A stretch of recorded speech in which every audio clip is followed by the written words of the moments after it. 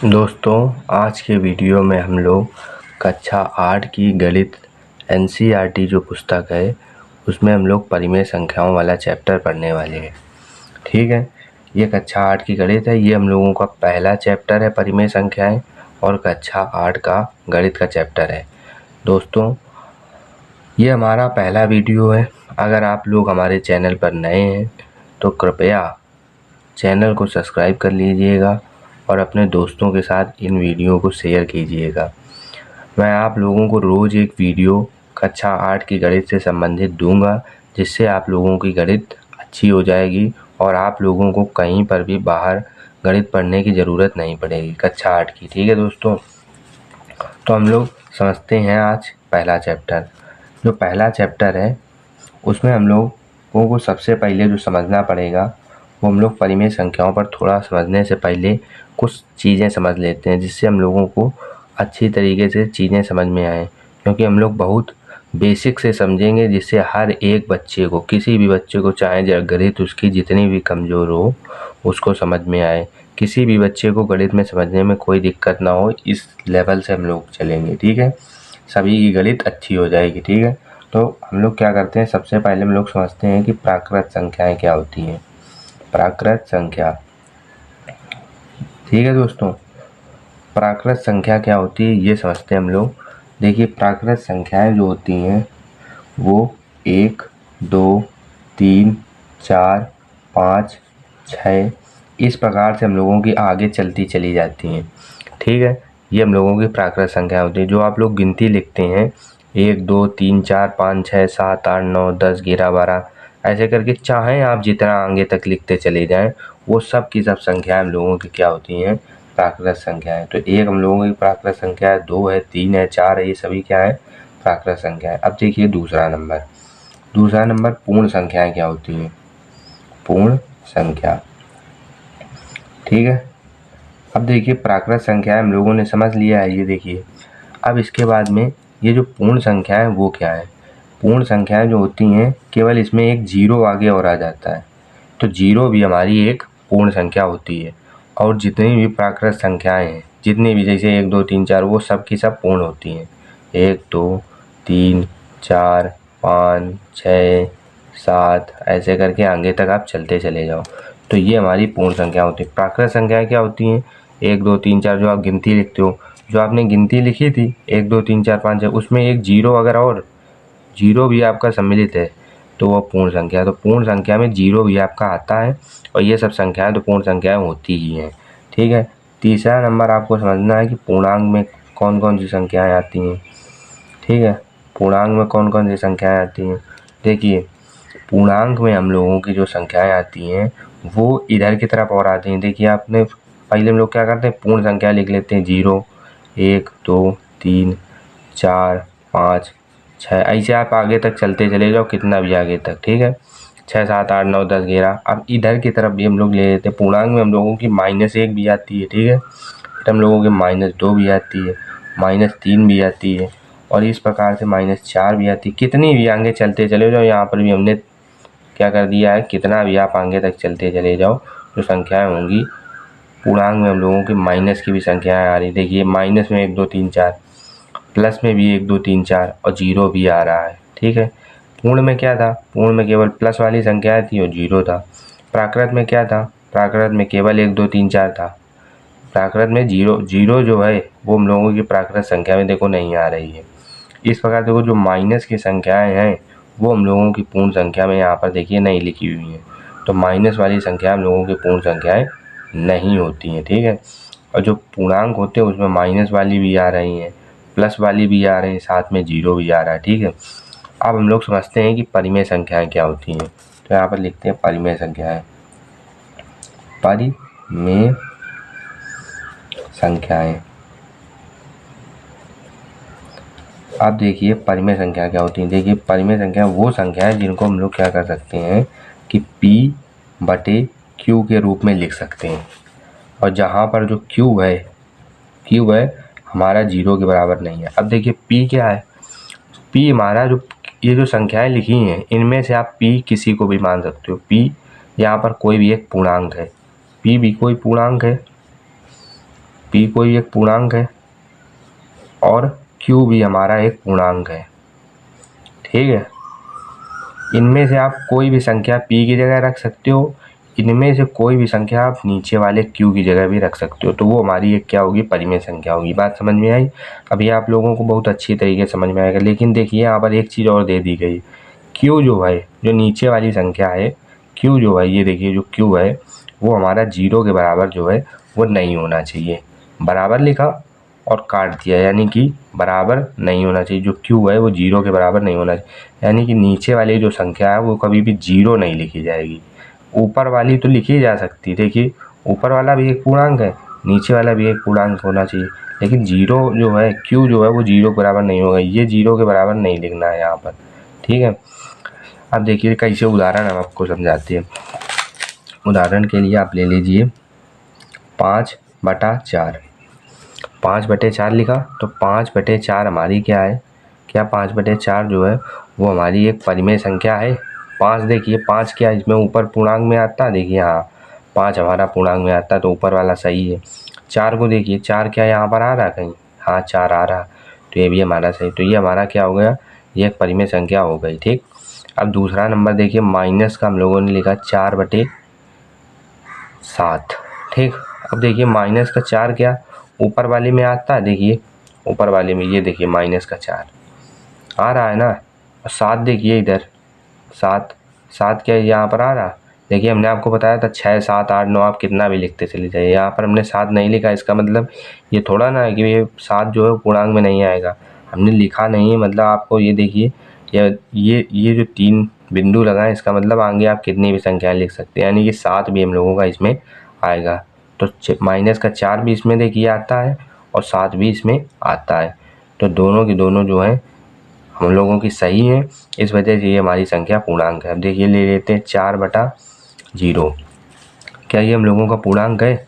4 देखिए इसमें आता है, ये देखिए हाँ आता है, तो ये सही है। अब 0 हमने क्या कहा था, जो नीचे वाली संख्या वो 0 के बराबर कभी भी नहीं होना चाहिए, तो ये हमारा गलत हो गया, तो इसलिए ये जो संख्या वो हमारी कभी भी परिमेय संख्या नहीं है। ठीक, इसको काट दिया। अब इसके बाद में आपको किसी भी चीज़ की ज़रूरत ही नहीं है, आपको उदाहरण 3 समझा दिए हैं, तो आपको सब कुछ समझ में आ गया है कि ये कैसे होगा। एक और उदाहरण ले लेते हैं, माइनस का 10/7। -10 हमने इसलिए लिखा है क्योंकि आपको समझ में आ जाए कि यहाँ पर हमने -10 लिखा नहीं, तो इसका मतलब ये तो नहीं है कि हमारा -10 पूर्णांक में नहीं आएगा। हमने आपको बताया था ये -1 2 3 4 -5 -6 -7 कितना भी आगे तक चलते जाए, -7 -8 -9 -10 -10 भी इसमें आएगा, तो ऊपर वाला सही है हम लोगों का, यानी कि ऊपर वाला जो है वो पूर्णांक, देखिए जो पूर्णांक है तो पूर्णांक में -10 हम लोगों का आता है। 7 की बात करें तो 7 में 7 भी आता है हम लोगों का पूर्णांक में, और ये हम लोगों का नीचे वाला देखिए जो 0 के बराबर तो है नहीं, तो ये भी हम लोगों का सही है, ये भी हम लोगों की परिमेय संख्या है। तो आप लोगों को समझ में आया होगा कि हम लोग परिमेय संख्याएं यहाँ पर कैसे लिख सकते हैं। ठीक है, बहुत अच्छी तरीके से समझ में आ गया। अब हम लोग आगे बढ़ते हैं। अब देखिए दोस्तों, हम लोग समझते हैं कि क्रम विनिमेयता क्या होती है। ठीक है, क्योंकि अब हम लोगों का क्या हो रहा है, एक्सरसाइज यहाँ से हम लोग क्या करेंगे, एक्सरसाइज जो हम आपको बता रहे हैं इससे आपकी एक्सरसाइज जो होगी, जो आपका चैप्टर में सवाल दिए हैं चैप्टर 1 में, वो आपके सवाल इनसे हो जाएंगे। अब क्रम विनिमेयता क्या होती है?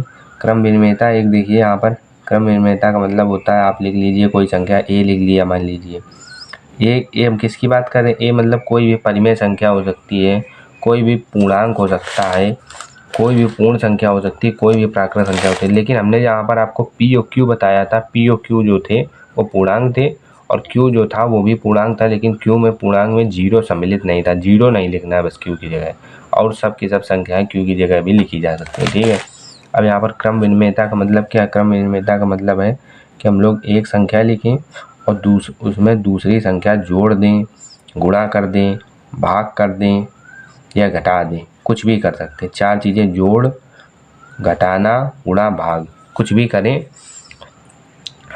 और फिर आगे चल के हम लोग क्या करें कि संख्याओं को बदल दें, मतलब b पहले वाली संख्या बाद में लिख दी और बाद वाली संख्या पहले में, यानी कि देखिए a + b लिखा तो हमने b + a लिख दिया।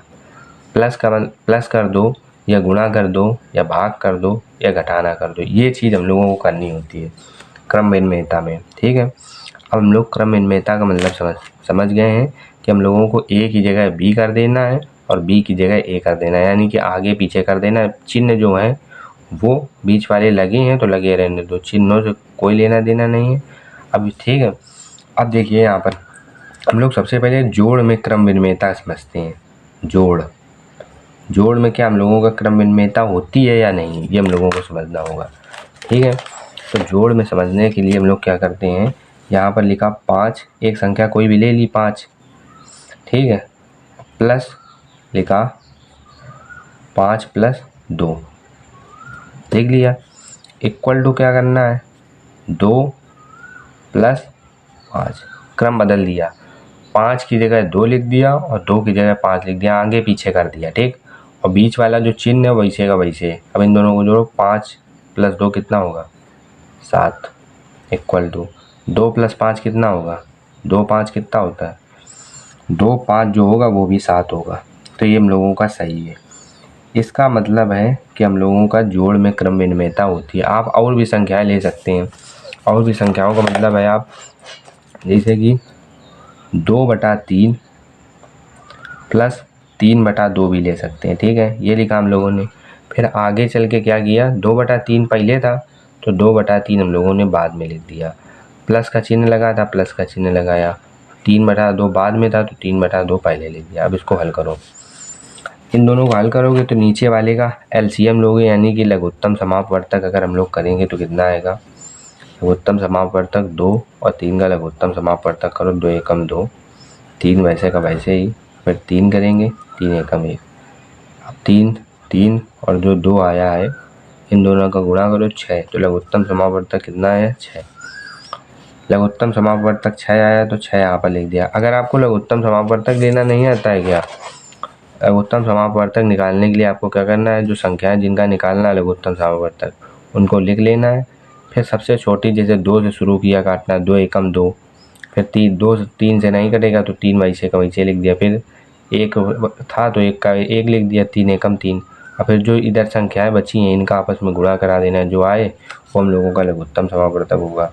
फिर इसमें क्या किया 6 आया, फिर 3 से हम लोगों ने भाग किया 6 में, 3 दूनी 6 तो 2 आया, 3 से भाग करो 2 में 6 में, 3 से भाग करो 6 में तो 2 आया, अब 2 का गुणा 2 में करो 4 आएगा।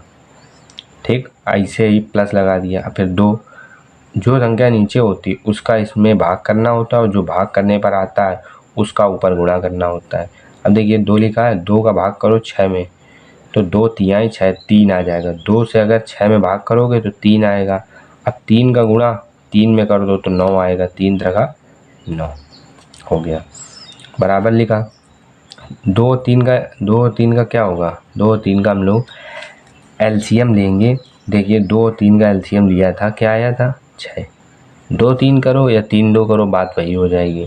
फिर यहाँ पर हम लोगों ने क्या किया, 2 और 3 को लिख लिया, 2 3 का एलसीएम 6, अब फिर 2 से 6 में भाग किया तो 3 आया, 2 तिहाई 6, अब 3 का फिर 3 में गुणा करो तो 9 प्लस, अब फिर 3 से 6 में भाग करो, 3 दूनी 6, 2 बार गया, अब 2 का 2 में गुणा करो, 2 दूनी 4, फिर 4 और 9 को जोड़ो तो 4 और 9 को जब जोड़ेंगे तो हमारा आएगा 13।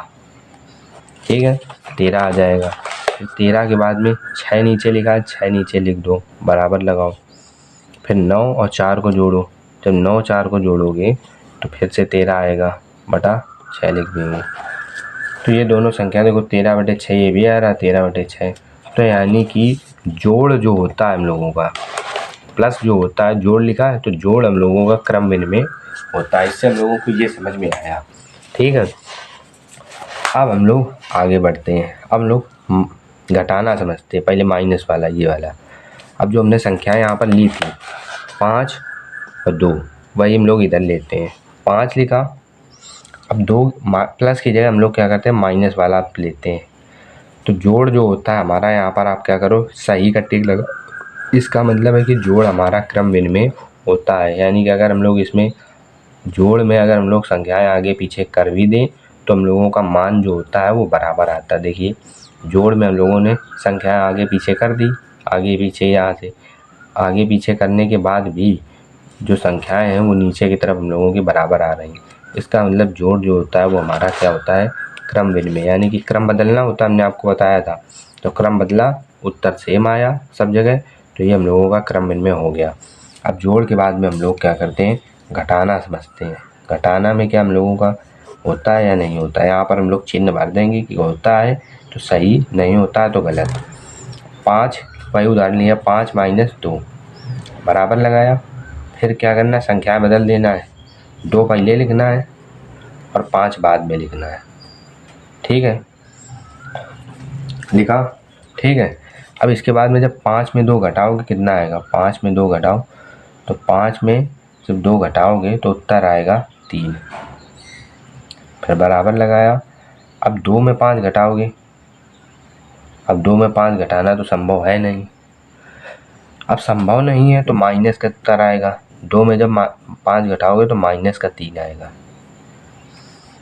ठीक, माइनस का 3 कैसे आया, क्योंकि 5 में अगर 2 घटाओगे, 5 वाली संख्या देखो माइनस की है, तो माइनस वाली संख्या बड़ी है तो चिन्ह हमेशा माइनस वाला ही आता है। देखो आया माइनस का, ये यहाँ पर 2 लिखा तो 2 का चिन्ह था माइनस, और जहाँ कुछ नहीं लिखा था वहाँ यानी कि प्लस का चिन्ह था। प्लस में जब बड़ी वाली संख्या प्लस है, छोटी वाली संख्या माइनस है, तो चिन्ह किसका आएगा, बड़ी वाली संख्या का। बड़ी कौन थी, 5। अब यहाँ पर छोटी कौन है, 2। 2 के आगे प्लस चिन्ह था, जब कुछ नहीं था तो प्लस है यानी कि प्लस चिन्ह है। और इसके आगे बड़ी वाली संख्या क्या, 5 बड़ी है या 2 बड़ी है, तो 5 बड़ी है, तो 5 वाली संख्या का ही चिन्ह आएगा। जो संख्या बड़ी होगी चिन्ह उसी का आएगा। अब ये देखिए, ये आ रहा हम लोगों का +3 और ये आ रहा -3। ध्यान समझो, ये क्या बराबर है, नहीं बराबर है। अभी हमने आपको बताया था कि ये देखिए 3 जो है और ये -3, क्या ये कभी बराबर है, नहीं बराबर है। 3 और -3 कभी बराबर हो ही नहीं सकते हैं, तो यहाँ पर हम लोग काट देंगे, क्योंकि ये बराबर का चिन्ह लगा, बराबर है नहीं, तो यहाँ से काट दिया। तो यानी कि हम लोगों का जो घटाना होता है वो हम लोगों का क्रम विनिमय नहीं होता है। अभी एक चीज़ और, एक उदाहरण और ले लेते हैं, ये वाला 2/3 प्लस की जगह माइनस लगाया, फिर 3/2 बराबर लिखा। अब इसका क्रम बदलो, यानी कि 2/3 बाद में लिख दो और 3/2 जो था वो पहले लिख दो। चिन्ह वहीं रहना है, हमने आपको बताया था चिन्ह वहीं रखना है। 3 और 2 का हमने आपको बताया था कि कैसे आपको क्या करना है, एलसीएम ले लेना है, लघुत्तम समापवर्तक 6 आया था, तो 6 हम लोग क्या करते हैं कि यहाँ पर 6 लिख लेते हैं। ठीक है, 6 लिखा हम लोगों ने। 3 दूनी 6, 2 आया। 3 का भाग 6 में करो तो 2 आया। अब 2 का गुणा फिर ऊपर कर दो, 2 दूनी 4 आ जाएगा।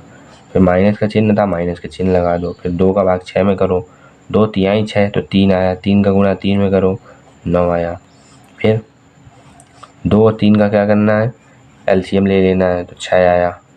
अब 2 का भाग जब 6 में करोगे तो 2 तिहाई 6 3 आएगा, और 3 का गुणा 3 में कर देना है 9।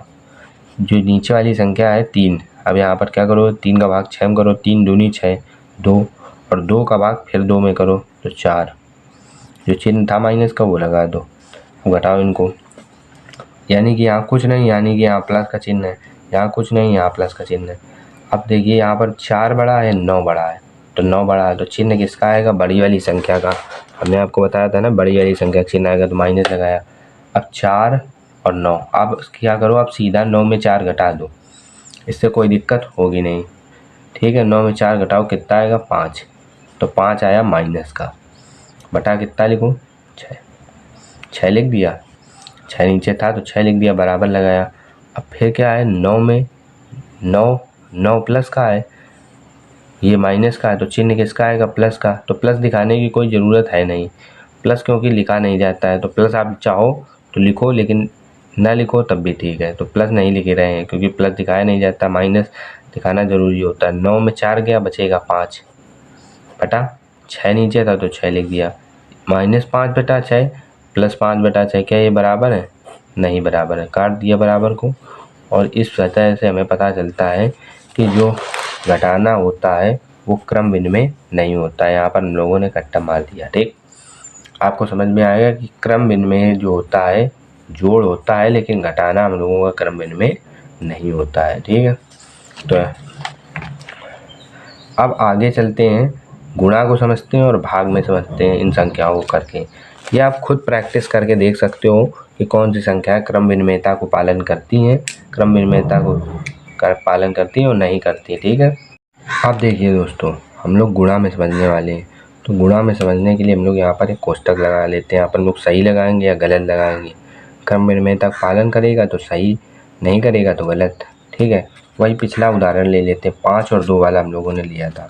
ठीक है, 5 और 2 वाला हम लोगों ने लिया था, वही ले लेते हैं 5 और 2। ठीक है, और चिन्ह कौन सा लगाना है? गुणा, क्योंकि गुणा कर रहे हैं। बराबर लगाना है, बराबर करके 2 को आगे करना है और 5 को पीछे कर देना है। आगे क्रम विनिमयता का मतलब आगे पीछे कर देना है, क्रम बदल देना है। क्रम जो 5 2 था तो 2 5 कर दिया, गुणा का चिन्ह लगा दिया। गुणा करो 5 दूनी 10 बराबर 2 पंजे 10, यानी कि हम लोगों का सही हो गया है। आप लोगों को इसे 2-3 संख्याओं पर चेक करना है, अगर वो सही हो रहा है तो मतलब सब जगह होगा। पिछली संख्या हम लोगों ने ली थी 2/3 और 3/2, ये भी हम लोगों ने ली थी। यहाँ पर हम लोग अब की बार गुणा लगाते हैं। बराबर किया, फिर 3/2, फिर 3/2 पहले लिख लो और 2/3 जो है वो बाद में लिख लो। ठीक, लिख लिया। अब इसका गुणा कराओ, ऊपर ऊपर वालों का गुणा, नीचे नीचे वालों का गुणा। या आप चाहो 3 से 3 काटो, 2 से 2 काटो, 3 से 3 काटो, 2 से 2 काटो। उत्तर कितना आया? 1 इधर आया, 1 इधर आया, क्योंकि 3 एकम 3, तो एकम 2, 1 1 का गुणा कराया 1 आया। 2 एकम 2, 3 एकम 3, 1 1 का गुणा कराया 1 आया, तो ये भी 1 बराबर 1 आ गया। तो यानी कि हम लोगों का गुणा में पालन हो रहा है, यानी कि गुणा हम लोगों का क्रम विनिमय नियम का पालन करता है। ठीक है, इसके बाद में हम लोग भाग को समझ लेते हैं, क्योंकि भाग अभी तक हम लोगों ने समझा नहीं। चौथा यहाँ पर कोष्टक बना लिया। ऐसे आप लोगों को घर में करके देख लेना है। ठीक है, 5 2 लिखा, 5 भाग लगाया, 2 लिखा, बराबर किया, 2 गुणा 5 लिखा है तो 2 भागित 5, 5 भागित 2, 2 भागित 5, 5 भागित 2 का मतलब क्या हुआ? 5/2, 2 भागित 5 का मतलब 2/5। क्या ये बराबर है? नहीं बराबर है। 5/2 2/5 क्या बराबर है? नहीं बराबर है। ठीक है, आप खुद देख सकते हो ये क्या कभी बराबर हो सकती है? नहीं बराबर है। तो इस वजह से ये हम लोगों का भाग जो है वो पालन नहीं कर रहा है। एक बार और देख लेते हैं 2/3 पर। 2/3 गुणा की जगह भाग लगाया और 3/2 लिखा, फिर गुणा लगाया, फिर बराबर लिखा रहे, फिर 2/3 पहले था, 2/3 बाद में लिखा, भाग लगाया, 3/2 पहले लिख दिया। ठीक, अब इसके बाद में इसको चेक करना है। तो भाग है, तो भाग को जब हम लोग क्या करेंगे, 2/3 लिखा, भाग है तो भाग का मतलब हो गया नीचे लिख दो 3/2, बराबर का चिन्ह लगाओ। 3/2 लिखा, 3/2 ऊपर लिखो। भाग लिखा है तो 2/3 को फिर से नीचे लिख दो, 2/3 लिख दिया। इतना लिखने के बाद में आपको क्या करना है? दूर दूर वाली संख्याओं का गुणा कराना है, दूर दूर वालों का। ठीक है, दूर दूर वालों का, और पास पास में जो है उनका आपस में गुणा कराना है, पास पास वालों का।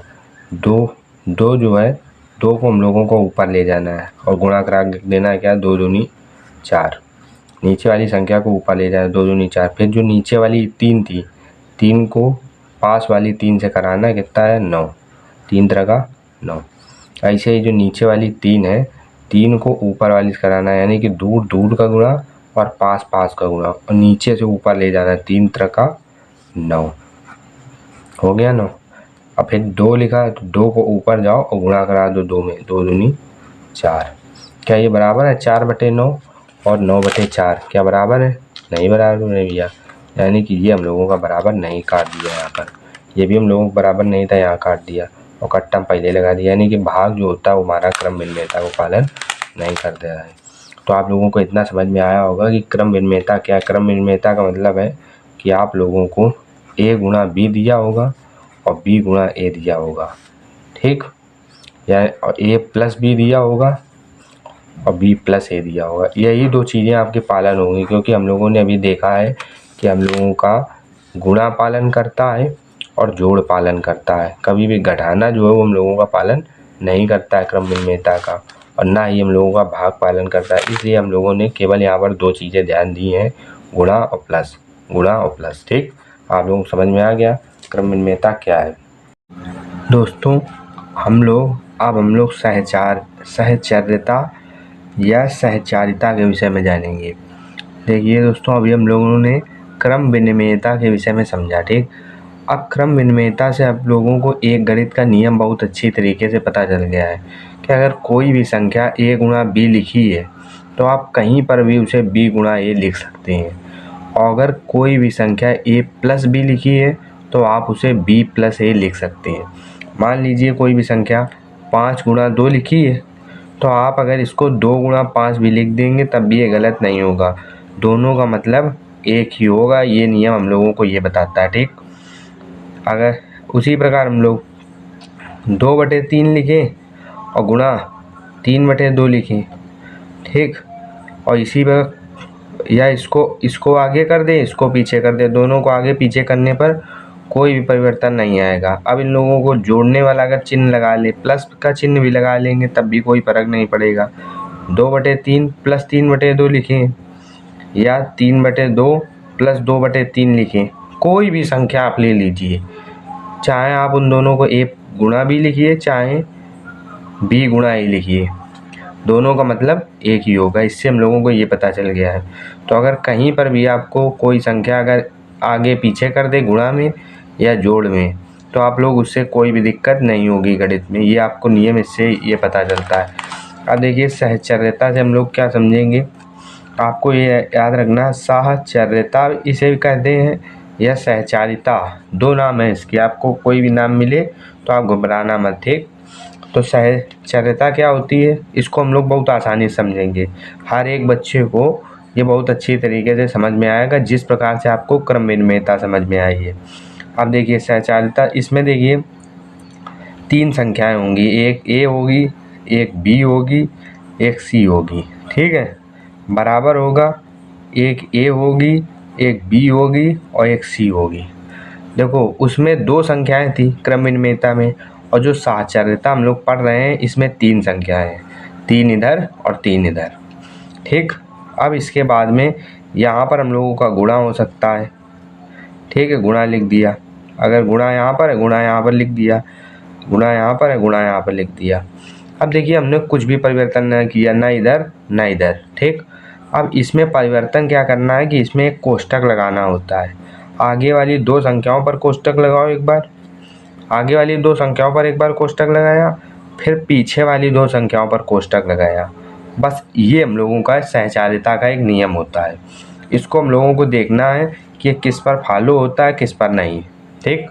अब पहली बात तो आपको बता दें, ये भी गुणा पे ही फॉलो होगा, और ये अभी तो हमने देखा है कि गुणा में फॉलो होता है प्लस में फॉलो होता है क्रम विनिमयता, उसी प्रकार जो सहचारिता है वो भी हम लोगों के गुणा में फॉलो होती है और साथ में हम लोगों की जोड़ में भी फॉलो होती है। a प्लस b लिखे हम लोग, प्लस c लिखा, बराबर लगाया, a plus b plus c लिखा, ठीक। अब इसके बाद में आगे वाले 2 में, आगे वाली जो 2 संख्याएं हैं उसमें कोष्टक लगा दो, और जो पीछे वाली 2 संख्याएं हैं उसमें कोष्टक लगा दो। केवल ये भी हम लोगों का गुणा में गुणा लगाओ दोनों जगह, प्लस लगाओ दोनों जगह, एक बार आगे लगाओ और एक बार पीछे लगाओ, फिर एक बार आगे लगाओ एक बार पीछे लगाओ, तो ये हम लोगों को करना। अब देखिए जब हम लोग माइनस में करेंगे तब ये हम लोगों का पालन नहीं करेगा। अभी हम लोग क्या करते हैं, एक एक उदाहरण लेते हैं, पहले हम लोग गुणा का लेते हैं, फिर जोड़ का लेते हैं, फिर हम लोग घटाना का लेंगे, फिर भाग का लेंगे। सबसे पहले देखिए हम लोग गुणा का लेते हैं उदाहरण, ठीक है। अभी हमने ये चीज़ लिख दी, अब हम लोग इसको संख्याओं के ऊपर लिख के देखते हैं कि ये चीज़ होती भी है कि नहीं होती, ठीक है। अब देखिए हमने लिखा 2, 3 और 4, बराबर लगाया, फिर लिखा 2, 3 और 4, यहाँ पर क्या किया, गुणा लगा दिया, यहाँ पर भी गुणा लगा दिया। फिर इसमें क्या किया, आगे वाली जो 2 संख्याएं हैं उसमें हमने कोष्टक लगाया, फिर पीछे वाली जो 2 संख्याएं हैं उसमें कोष्टक लगा दिया।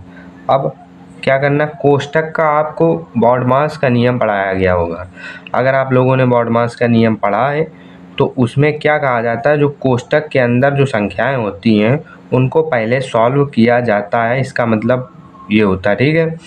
तो आपको इतना याद रखना कि जो कोष्टक के अंदर संख्याएं हों उसको पहले सॉल्व करना, जो कोष्टक के अंदर दी हैं इन दोनों को पहले सॉल्व करना, बाद में बाहर वाली संख्या सॉल्व होगी। तो अंदर वालों को पहले गुणा करो, पीछे जो बाहर है उस पर ध्यान मत दो। पहले 3 गुणा 2 करो या 2 गुणा 3 करो, बात तो एक ही आएगी। यह चीज़ हम लोग क्रम विनिमेयता में समझ चुके हैं। तो 2 तिहाई 6, 6 लिख दिया। फिर इसके बाद में कोष्टक लगाए, गुणा 4, 4 लिखा, 4 लिख दो, बराबर लगाओ। फिर 2 लिखा, 2 लिख दो, गुणा लगाया, गुणा लगाओ। फिर 3 चौको 12, 12 लिख दिया। क्यों हम लोग हल कर रहे हैं कोष्टक के अंदर? क्योंकि ये नियम होता है कि हम लोगों को पहले जो संख्याएं हल करनी होती हैं वो जो ये कोष्टक होता है उसके अंदर की हल करनी होती है, इसलिए अंदर वाली हल की लिख दिया। अब गुणा कराओ, 6 चौका 24, इधर आया क्या 24, इधर क्या आएगा 12 दूनी 24 करो या 2 का गुणा 12 में कराओ। 2 का गुणा 12 में कराओगे तो 2 दूनी 4, 2 एकम 2, 24 आएगा। और 12 का गुणा 2 में कराओगे तब भी 24 आएगा। तो हम लोगों का 24 बराबर 24 आ गया, यानी कि हम लोगों का सहचारिता का जो नियम है वो गुणा में पालन हो रहा, जो हमने आपको बताया था। ठीक, अब देखिए हम लोग क्या करते हैं, जोड़ में एक बार देख लेते हैं। जोड़ में देख लेते हैं, संख्याएं यही लेते हैं, ठीक है, और हम लोग हल करते हैं। देखो 2 लिखा, 3 लिखा, 4 लिखा, बराबर लगाया 2 3 4। अब की बार हम लोग जोड़ में हल कर रहे हैं, जोड़ लगा दिया, जोड़ का चिन्ह आगे वाली 2 संख्याओं में लगाया और पीछे वाली 2 संख्याओं में लगाया। अब जोड़ो, 2 + 3 कितना हुआ 5 + 4। सबसे पहले मैं क्या करना है, कोष्टक के अंदर वाली हल करना है। तो कोष्टक वाले अंदर वालों को पहले जोड़ना है, तो पहले जोड़ दिया कोष्टक वाले अंदर वालों को, फिर लगा दिया ये बराबर 2 का 2 लिखा रहे इन्हें 2, फिर 3 और 4 कितना होगा 7 लिख दिया। अब 5 4 कितना होगा 9, बराबर लगाओ। और 2 और 7 कितना होगा 9, तो ये भी हम लोगों का सही हो गया। जो हमने आपको बताया था गुणा और जोड़ में हम लोगों का पालन होगा।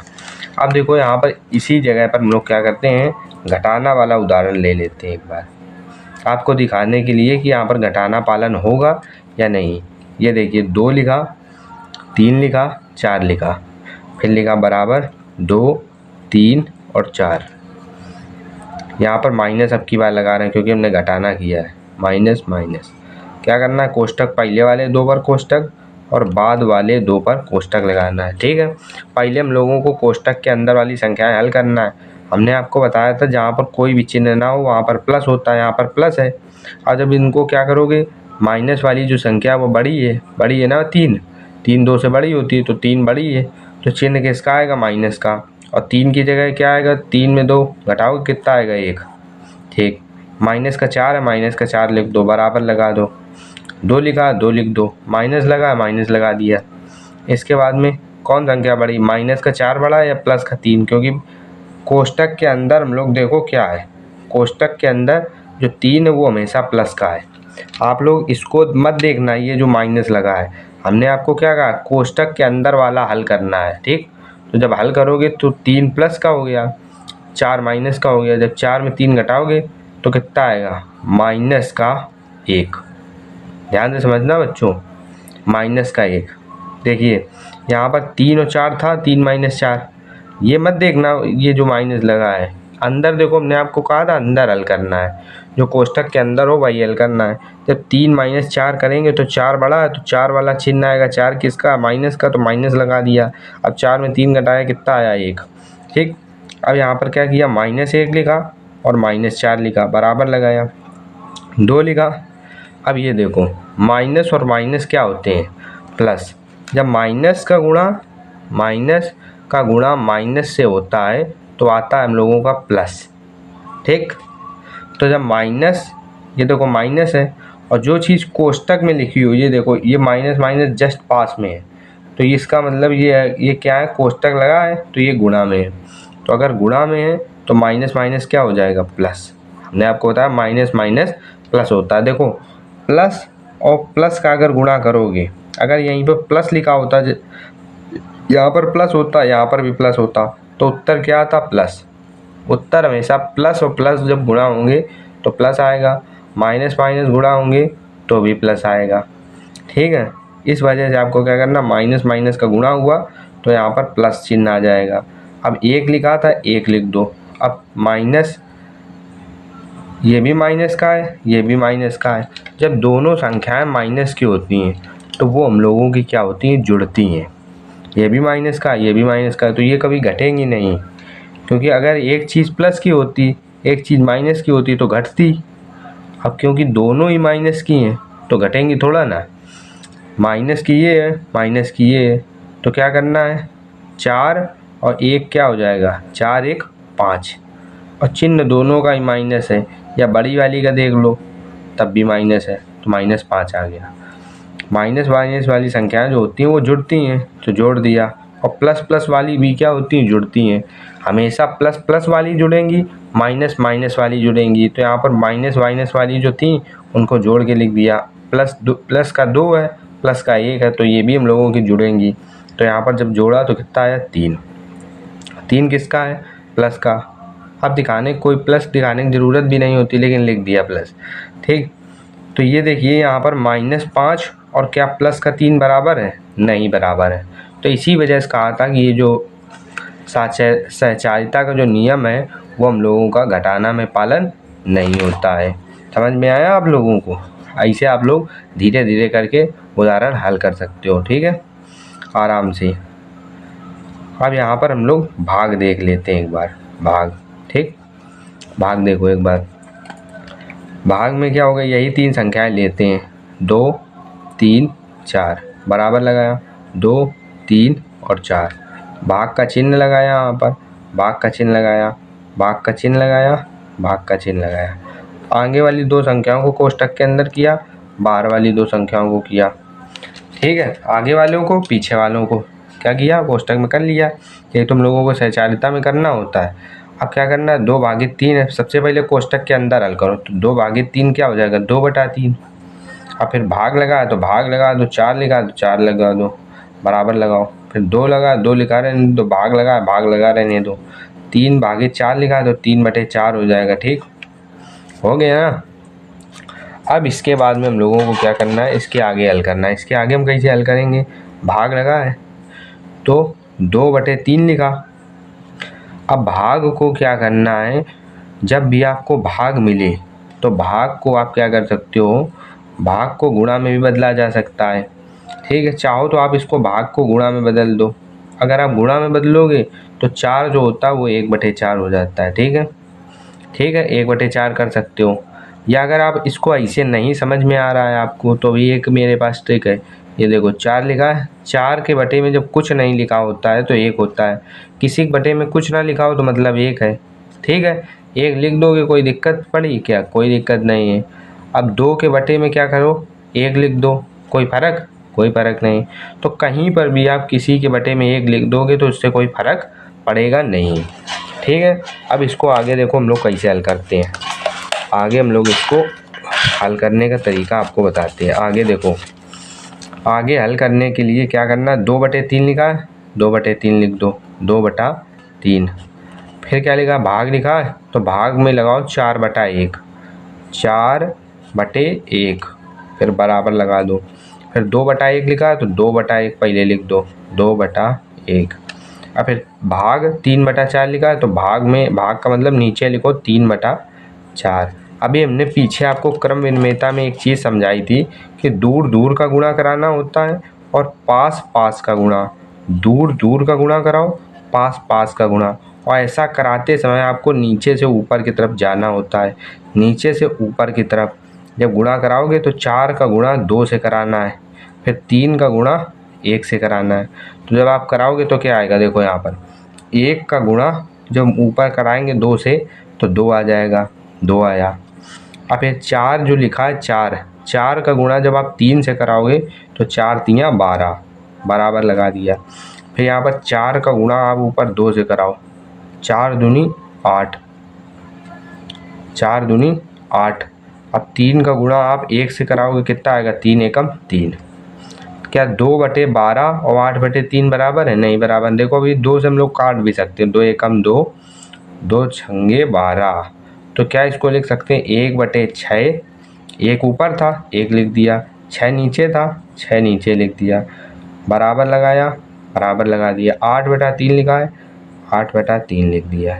तो 1/6 बराबर 8/3 क्या बराबर है, नहीं बराबर है। तो यहाँ पर हम लोग लगा दिया। तो यहाँ पर हम लोगों को भाग में भी पालन नहीं होता है, घटाना में भी साक्षरता पालन नहीं है और भाग में भी पालन नहीं है। और हम लोगों ने देख लिया है उदाहरण सहित आपको कोई भी चीज़ गणित में याद नहीं करनी है, हर चीज़ हल करके देखनी है क्या ये चीज़ हो रही है या नहीं हो रही है। गुणा में भी हो रहा है, जोड़ में भी हो रहा है। तो हम लोगों ने क्या किया, यहाँ पर हम लोग क्या समझ गए हैं, सहचारिता का नियम, कि आप लोगों को कोई भी संख्या अगर ये दे रखी है तो आप इसको इस तरीके से भी लिख सकते हो। अगर आपको ये दे रखी है तो ये लिख सकते हो, केवल दो जगह, एक गुणा में एक जोड़ में। तो हर एक जो नियम पालन हो रहा अभी तक हमारा, जो दोनों नियम हम लोगों ने देखे वो केवल गुणा में और जोड़ में ही पालन हो रहे हैं। ठीक है, आप लोगों को ये समझ में आया। अब हम लोग आगे बढ़ते हैं। अब देखिए दोस्तों, अब हम लोग वितरकता समझने वाले हैं। देखिए हम लोगों को 5 टॉपिक हम लोगों को इसमें है। ठीक है, 5 कुल टॉपिक हैं, हम लोगों ने 2 टॉपिक पढ़े हैं, तीसरा ये है, 2 और टॉपिक हैं उसके बाद में, कुल 3 टॉपिक अभी बाकी हैं। इसके बाद में क्या होगा कि आप लोग कोई भी सवाल आपका पहले अध्याय से या पहली एक्सरसाइज से कोई भी सवाल होगा आप उसको हल कर सकोगे। कहीं से भी आपका सवाल आ जाएगा, आप उसको हल कर लोगे। देखना कितना कम समय लगे इसके बाद में आपको सवालों को हल करने में। ठीक है, अभी आप देखना, पहले हम लोग वितरकता समझते हैं। ठीक है, वितरकता क्या है, सभी लोग आराम से सब लोगों को समझ में आएगा वितरकता क्या है।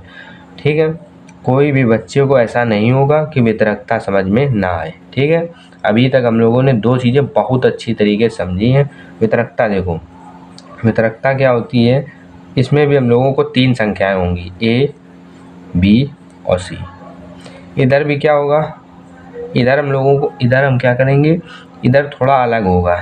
इधर क्या होगा, ए और कोष्टक में ये होगा, प्लस यहाँ लगा होगा। ठीक है, अब इसको हम लोग क्या लिखेंगे, ए बी प्लस ए सी, ये हम लोग लिख सकते हैं। ये हम लोगों का वितरकता का नियम है। ये आप लोगों को हमेशा क्या होगा, हर एक जगह लगेगा। अगर कोई भी संख्याएं अगर ऐसी दे रखी हैं तो आप ऐसे हल कर सकते हो। ठीक है, देखो कैसे, यहाँ पर हम मान लो 2 ले लिया, फिर यहाँ पर 3 ले लिया, यहाँ पर 4 ले लिया। अब इसको हम लोग हल कैसे करें, तो ये हम लोगों का होता है वितरकता का नियम। यहाँ पर देखो जो कोष्टक लगा है, कोष्टक के बाद कोई भी संख्या लगी होती है तो इसका मतलब होता है यहाँ पर गुणा है। लिख के नहीं देगा, फिर भी इसका मतलब है कि यहाँ पर गुणा है आपका। ठीक है, अब क्या करना है, इसको ए लिखना है, ए लिख दिया। फिर क्या लिखना है, बी लिखा है, बी देखो, बी कहाँ है, ये 3 लिख दिया, प्लस लगाया। अब यहाँ पर देखो 2 लिखा है ए की जगह, ए लिखा था, ए यहाँ पर आ गया था, 2 यहाँ पर है तो 2 यहाँ पर आ जाएगा। सी लिखा है, सी यहाँ था तो सी यहाँ से आ जाएगा। वही तो हम लोग लिख रहे हैं ऊपर जो लिखा है, ए की जगह 2 है, बी की जगह 3 है, सी की जगह 4 है। तो हम लोगों ने ए की जगह 2 रखा, बी की जगह 3 रखा, फिर ए की जगह 2 रखा, फिर सी की जगह 4 रख दिया। अब देखो यहाँ पर हम लोगों ने क्या बताया था, गुणा होता है। अब यहाँ पर हमने ए बी लिखा है, ए बी का मतलब ये है, यहाँ पर हमने कोई चिन्ह नहीं लगाया, इसका मतलब यहाँ पर गुणा था, यहाँ पर भी गुणा है। तो यहाँ पर आप लोगों को गुणा लगा के इसको हल करना है। ठीक है, अब जब हल करेंगे हम लोग, अब इधर हम लोगों को कोई हल करने की ज़रूरत नहीं। मान लो आपको सवाल में कहीं पर ऐसी चीज़ मिल जाए तो आप लोगों को हल कैसे करना है वो यहाँ पर समझाया गया वितरका नियम के द्वारा। वितरकता का मतलब क्या होता है, वितरकता का मतलब ये होता है कि कोई भी चीज़ एक जगह है उसको 2 जगह वितरण कर देना। वितरण माने बांट देना, यही वितरकता का नियम है कि कोई चीज़ वितरण कर देना। ए एक जगह था, हमने दोनों जगह ए को वितरण कर दिया, बीच में प्लस का चिन्ह लगा दिया, यहाँ पर भी ए लिख दिया गुणा करके, और यहाँ पर सी की गुणा में ए लिख दिया। अब गुणा करो, 2 तिहाई 6, प्लस लगा है, प्लस लगा दो, फिर 2 चौको 8। अब 6 और 8 को जोड़ो, कितना होगा, 14। तो ये हम लोगों का उत्तर आ गया। ऐसे आप लोगों को सवालों में आपको इस नियम की ज़रूरत पड़ेगी। अब एक और उदाहरण ले लो, 5 3 और प्लस 4 ये आपको दिया है, तो आप लोग इसको कैसे हल करोगे। तो इसको हल करने का तरीका एक और होता है। देखो आप लोग क्या करोगे, सीधा हल कर दोगे, कह दोगे कैसे हम हल करेंगे। 5 लिख दिया, अभी हमने आपको बताया भी था, कोष्टक के अंदर जो संख्याएं दी हों उसको पहले हल किया जाता है, हमने आपको बताया था ना। तो वैसे वैसे भी आप हल कर सकते हो। 3 + 4 किया तो 7 कर दिया, और जब 7 और 5 लिखा है, जब कुछ नहीं है कोष्टक लगा है तो यहाँ पर गुणा है, तो 5 सते 35। आप ऐसे भी हल कर सकते हो, लेकिन आपको ये चीज़ बताई गई है। कहीं पर बहुत बड़ी बड़ी संख्याएं होंगी, उनको हल करने के लिए ये चीज़ इस्तेमाल होगी। हम आपको बताएंगे कैसे इस्तेमाल होगी। ठीक है, मान लो कि आपको कोई संख्या दे दी है 2, देखो मान लो आपको दे दी है 2 × 7 + 7 × 10, ये आपको संख्या दे दी है। अब आप इसे कैसे हल करोगे? आप पहले इन दोनों का गुणा कराओगे, फिर इन दोनों का गुणा कराओगे, फिर इन दोनों को आपस में जोड़ दोगे, तब उत्तर आएगा। तो आप लोग इसकी जगह वितरकता नियम का प्रयोग कर सकते हो। देखो 2 लिखा है, ठीक है, 7 लिखा है, 7 लिखा है। देखो 7 इसमें भी आ रहा, 7 इसमें भी आ रहा, तो 7 इसमें है, 7 इसमें, मतलब कि 7 जो है वो हमारा ए है। ए ही तो 2 जगह आता है, कोई चीज़ 2 जगह आ रही है तो वही तो है हम लोगों की। यहाँ पर भी देखो 7 2 जगह आ रहा, बीच में प्लस का चिन्ह है, इसमें भी प्लस का चिन्ह है। एक बी है और एक सी है, यानी कि 2 संख्याएं अलग अलग हैं। एक 2 है और एक 10 है, यानी कि 2 संख्याएं अलग हैं, 2 सेम है। तो क्या कर सकते हैं हम लोग? उल्टा चलेंगे, इधर से अब की बार इधर की तरफ बराबर लगा दिया, ये बराबर लगा था। कौन सी 2 संख्याएं कॉमन है? सेम है। 7 जो है वो दोनों जगह सेम है, यहाँ पर भी ए जो था वो दोनों जगह सेम था। तो हम लोग क्या करेंगे, यहाँ पर 7 जो था, 7 को ए की जगह लिख देंगे, क्योंकि ए जो है वही तो दोनों जगह सेम था। उसी प्रकार 7 सेम है, तो 7 सेम है तो 7 को ए की जगह लिख दिया। अब जो बी है, बी की जगह आप 2 ले लो, क्योंकि 2 है, प्लस लगाना है, प्लस लगा दिया। सी की जगह क्या लोगे? 10 ले लेंगे, 10 ले लिया। अब हम लोगों ने उल्टा चला, देखो इसको हल करने में कितनी आसानी रहेगी। तो ऐसे आप जब धीरे धीरे हल करोगे, अब देखो इसको कैसे हल करेंगे। 2 + 10 कितना होगा? 12, 12 हो गया। अब 12 का गुणा 7 में कराओ तो 84 आएगा। 12 सते 84 करो, ये 7 दूनी 14 का 4, हासिल लगा 1, 7 एकम 7 और एक हासिल वाला जब जोड़ेंगे तो 8 हो जाएगा, तो 84 हम लोगों का उत्तर आ जाएगा। तो इस तरीके से आपको वितरकता नियम में हल करना होता है। आप जब इसे धीरे धीरे प्रयोग करोगे, आगे जब आगे हम लोग इसको प्रयोग करेंगे आपकी गणित में, तब आपको ये और अच्छी तरीके से समझ में आ जाएगा। अगर आपको अभी थोड़ा कम समझ में आया है तब भी कोई टेंशन लेने की ज़रूरत नहीं है, आगे आप इसको और बहुत अच्छी तरीके से समझोगे। आपको क्या करना है, बस इतना समझना है कि कोई भी चीज़ ऐसी लिखी है तो हम लोग उसको ऐसे लिख सकते हैं। बस इतना समझ में आ गया, कोई दिक्कत नहीं। हम लोगों ने क्या किया था, ये जो संख्याएं लिखी थी उसको ऐसे लिख दिया और हल कर दिया। अगर आपको इतना भी समझ में आया तो कोई दिक्कत नहीं, बहुत बढ़िया। ठीक है, वितरकता हो गया हम लोगों का। ठीक है, अब इसके बाद में हम लोग समझते हैं कि हम लोगों का तत्समक क्या होता है। देखो बच्चों, दोस्तों, तत्समक, तत्समक, तत्समक। अब तत्समक क्या होता है? तत्समक भी आप लोगों को समझ में आएगा। तत्समक का मतलब होता है कि कोई भी ऐसी संख्या हम लोगों को ढूंढनी है जिसको हम लोग एक दूसरी संख्या से जोड़ें या गुणा करें तो हम लोगों का वही संख्या प्राप्त हो जाए। देखो इसका क्या मतलब है, देखो इसका मतलब है कि कोई भी संख्या हम लोगों ने मान लो कि 5 ले ली, ठीक, 5 में हम लोग क्या गुणा करें या क्या जोड़ें कि हम लोगों का संख्या 5 ही आ जाए।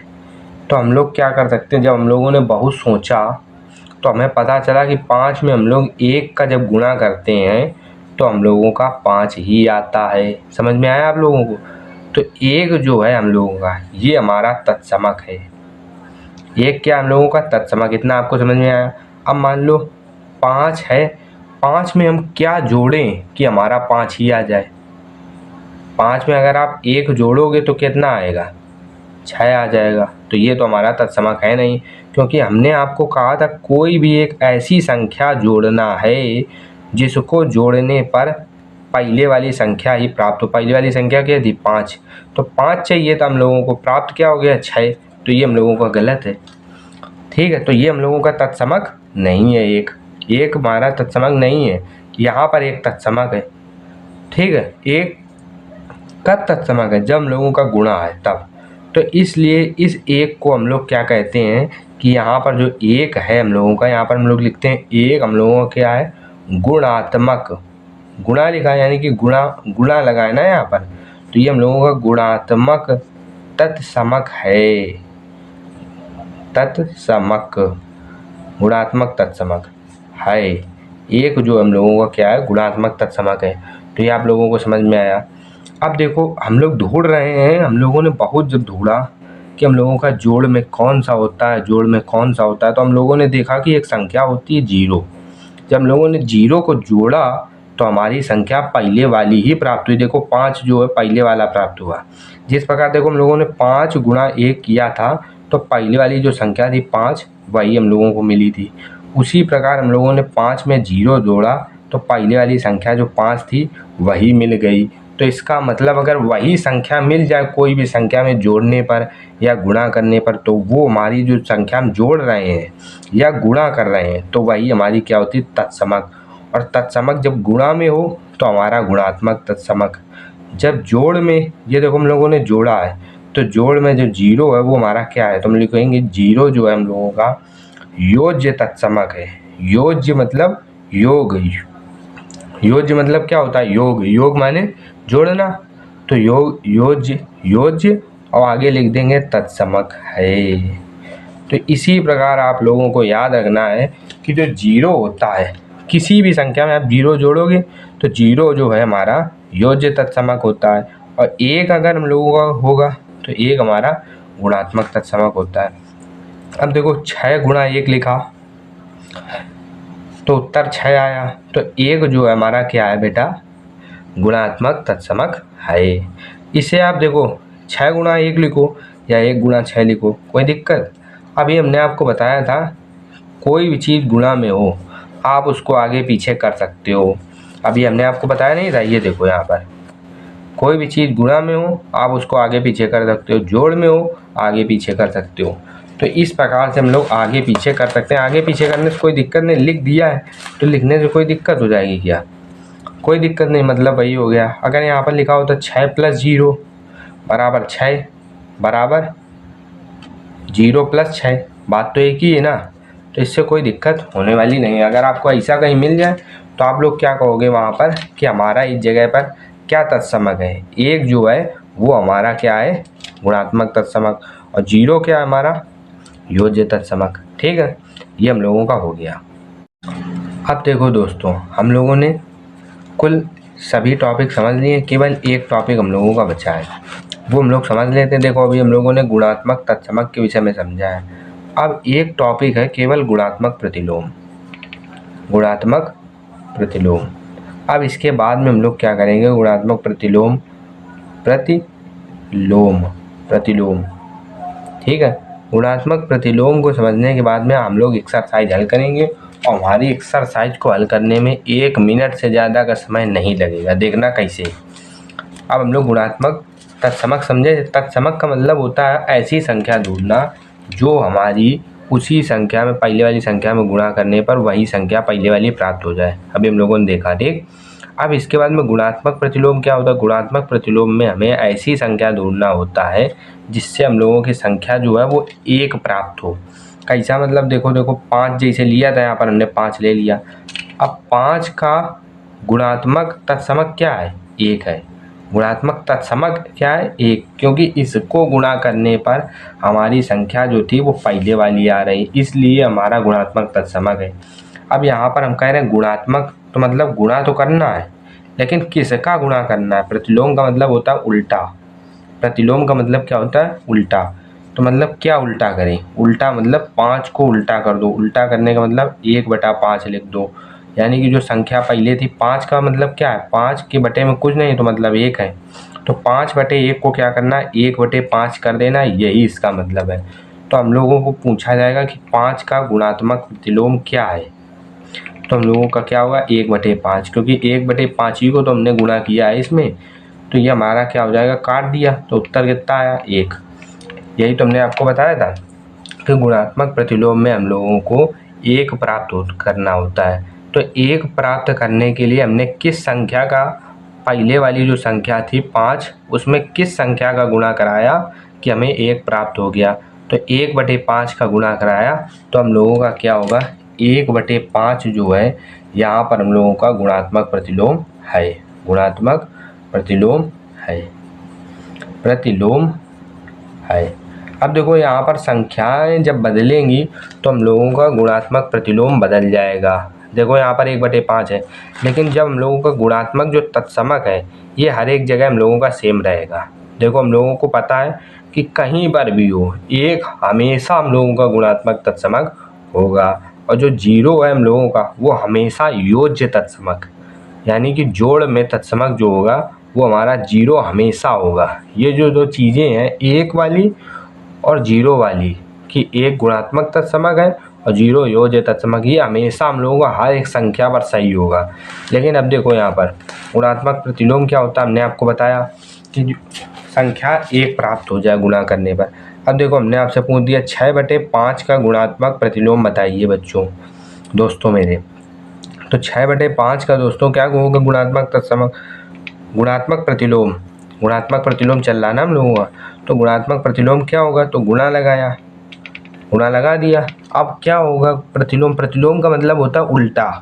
तो तुरंत हमने क्या किया 6/5 को 5/6 लिख दिया, तो यही हम लोगों का जो 5/6 है वो क्या हो जाएगा गुणात्मक प्रतिलोम। क्यों, क्योंकि 5 से 5 कट गया, 6 से 6 कट गया, तो उत्तर कितना आया 1। हमने आपसे क्या कहा था 1 आ जाए उत्तर, तो 1 क्या करने पर गुणा करने पर आया 5/6, तो 5/6 जो है वो हम लोगों का गुणात्मक प्रतिलोम है, गुणात्मक प्रतिलोम है। और किस संख्या का, इस संख्या का 6/5 का, 5/6 हम लोगों का गुणात्मक प्रतिलोम है। और अगर आगे चाहो तो लिख दो 6/5 का, 6/5 का, बस आप लोगों को बस इतना समझना है। अब तीसरी संख्या अगर चाहो तो ले लो, अब आपको कोई दिक्कत होगी नहीं। अब देखो 3/2 लिख लिया, हमने आपसे पूछ दिया कि बताओ दोस्तों कितना होगा 3/2 का गुणात्मक प्रतिलोम।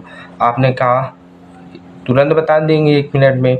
तो गुणात्मक प्रतिलोम का मतलब गुणा लगाया और प्रतिलोम का मतलब उल्टा, 3/2 था 2/3 कर दिया, 3 से 3 गया, 2 से 2 कर गया, बचा 1। तो यानी कि हम लोगों का 1 जो लाना था, 1 लाने के लिए हमने किसका गुणा किया 2/3 का। तो हम लोग लिख देंगे जो 2/3 है, 2/3 है वो हमारा क्या है गुणात्मक प्रतिलोम, गुणात्मक प्रतिलोम है, गुणात्मक प्रतिलोम है।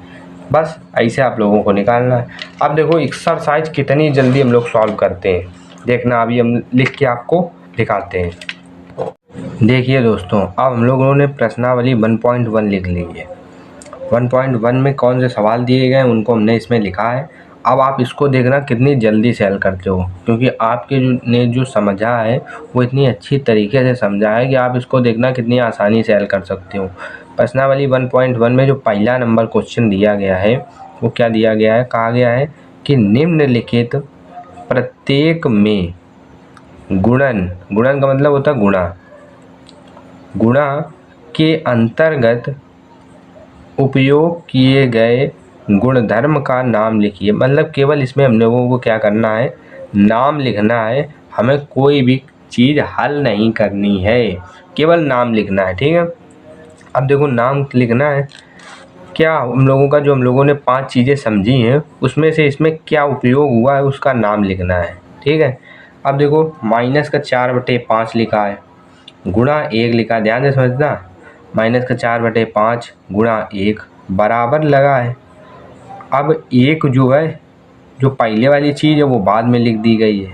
देखो -4/5 था वो बाद में लिख दिया गया, और जो बाद में था उसको पहले लिख दिया गया है। तो यहाँ तक अगर हम लोग देखें, यहाँ तक केवल अभी यहाँ तक देखा है, तो यहाँ तक देखें तो हम लोगों का क्रम विनिमेयता का पालन हो रहा है, क्योंकि हम लोगों ने अभी समझा था पीछे, ये देखो क्रम विनिमेयता में हम लोगों ने क्या समझा था कि A गुणा B हो, हम लोग उसको B गुणा A लिख सकते हैं। तो यहाँ तक अगर ध्यान से देखेंगे तो क्रम विनिमेयता लग रहा है ना, कि एक चीज़ आगे वाली पीछे कर दो, पीछे वाली आगे कर दो, और गुणा में हो या प्लस में हो, गुणा में हो या जोड़ में हो, तो हम लोगों का क्या होता है क्रम विनिमेयता होता है। यहाँ तक तो क्रम विनिमेयता लग रहा। अब देखो आगे भी एक चीज़ दी गई, -4/5 दी गई ना, तो ये हम लोगों का क्रम विनिमेयता नहीं है। क्या हम लोगों का, क्योंकि हमने आपको बताया था कि कोई भी संख्या अगर आप 1 में गुणा करते हो या आगे पीछे कर दो, आगे पीछे 1 गुणा -4/5 लिख दो, तो हम लोगों को वही संख्या प्राप्त हो जाए।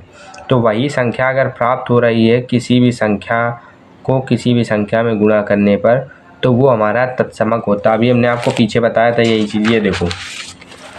ये देखो यहाँ पर ये बताया था ना, ये देखो 6 गुणा 1, ये देखो 6 गुणा 1 बराबर 6 गुणा 1 गुणा 6, ये बताया था ना कि किसी भी संख्या को हम लोग ऐसी कौन सी संख्या से गुणा करें कि हम लोगों का वही संख्या, पहले वाली जो संख्या थी वही प्राप्त हो जाए। तो हम लोगों का जो 1 था ये था क्या, गुणात्मक तत्समक। तो गुणा में हम लोग ने आपसे कहा था कि हमेशा जो होता है वो 1 ही गुणात्मक तत्समक होता है। तो यहाँ पर हम लोगों को पता चला कि हम लोगों ने वही संख्या लाने का प्रयास किया है यहाँ पर, क्योंकि वही संख्या हम लोग जो -4/5 थी, हल करने पर आखिरी पर देखो बराबर में क्या आई है, -4/5 ही आई है। देखो -4/5, तो ये हम लोगों का गुणात्मक प्रतिलोम 1 है। 1 क्या है, 1 का गुणा किया है तभी तो वही उत्तर आया है। तो हम लोगों ने समझा था 1 जो होता है वो हम लोगों का हर एक जगह गुणात्मक प्रतिलोम होता है। तो इसका उत्तर हो जाएगा केवल 1 जो है वो हम लोगों का गुणात्मक प्रतिलोम, 1 गुणात्मक प्रतिलोम, 1 गुणात्मक तत्समक,